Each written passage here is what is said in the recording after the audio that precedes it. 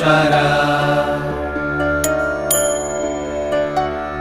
द्विभुजश्च चतुर्बाहु शतबाहु सहस्र पद्मपत्र विशालाक्ष पद्मगर्भ परहरि कथायामि सहस्राणि नमानि तव च आनघ कथायामि सहस्राणि नमानि तव च आनघ